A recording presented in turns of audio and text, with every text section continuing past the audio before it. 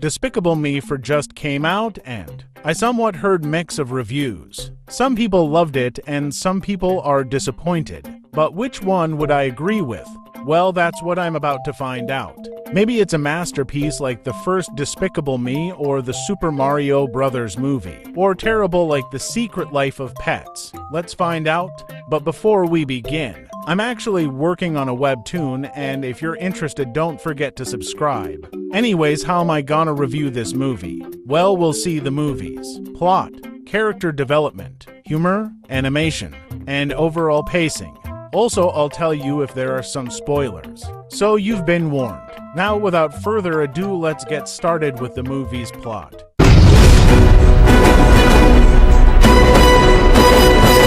The plot of Despicable Me 4 is as follows. The main villain, Maxine Lemau, escapes from prison, prompting Gru, Lucy, the girls, and Gru's new son to move to a new house temporarily.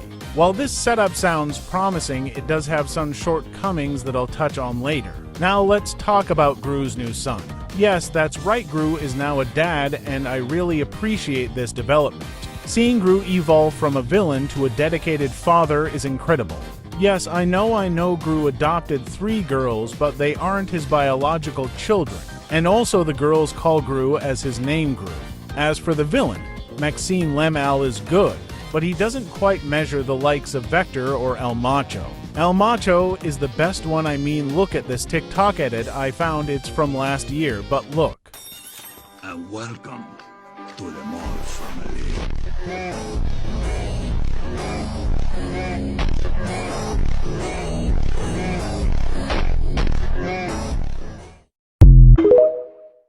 You can tell he has the most aura out of the other 3 antagonists. But don't worry, Maxime Lemau is still better than Eric Cartman. Right now, we're having it out. Let's go. Come on. Come on.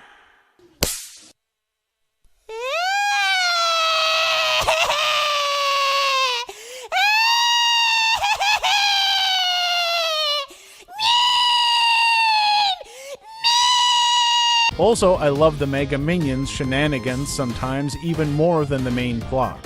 Now let's dive into character development, which I don't have much to say.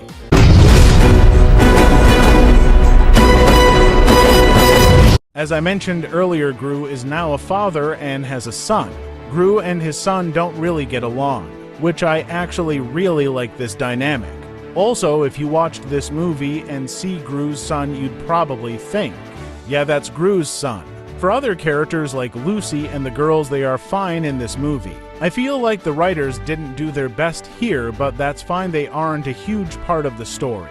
They did get a decent amount of screen time, though not too much, but a good amount for them. As for the Mega Minions, they got a decent amount of screen time, but I wish they got more. I mean, look at how buff Dave and Jerry look.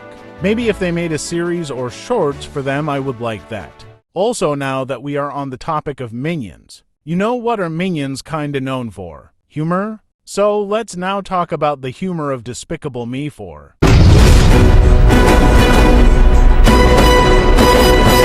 Now, for a lot of people, illumination and humor tend to be not great. Even for me, the jokes are mostly not funny. But for Despicable Me 4, they tried. I love the physical comedy of the Minions and even the Mega Minions. And even the main plot sometimes, not all of them made me laugh, but a few did. A few? But don't worry, it's not just Despicable Me. I mean, there are movies and shows I like the plot and the characters. But most of the jokes are just not for me. Or maybe because they don't have the best writers. Or the humor style isn't for me. I mean, I'm working on a webtoon and I'm not the best of writing humor, but I did try. Yeah, that's all I have to say about Despicable Me 4's humor.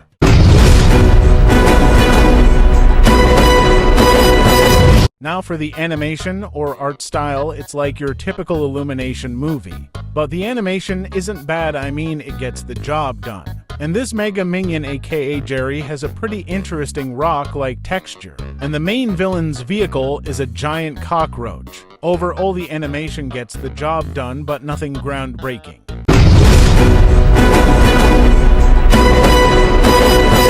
Okay, so I'll be mentioning some spoilers here, so please skip to conclusions and the timestamps in the description. Alright, now I'll talk. Now remember when I said something about the plot. While this setup sounds promising, it does have some shortcomings that I'll touch on later. Yeah, the pacing somewhat feels weird or all over the place. Like, I mean, there's a part in the movie where Silas Ramsbottom told the main characters Gru, Lucy, and the girls that they have to hide their real identities and have a somewhat different lifestyle. Yeah, that made the movie's pacing not so great, but that didn't ruin the movie's plot, so yeah.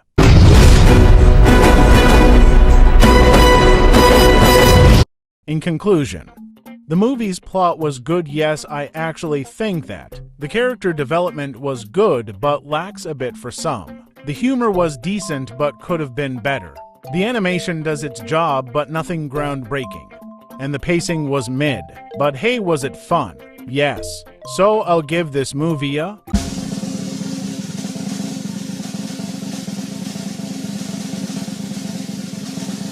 7 out of 10. This is a little different than what I do. If you want to see more like this, let me know in the comments. And don't worry, I'll make a Digital Circus vs. Murder Drones pilot video. So thanks for watching. This is Yalla Hella, and I'll see you guys next time. Bye.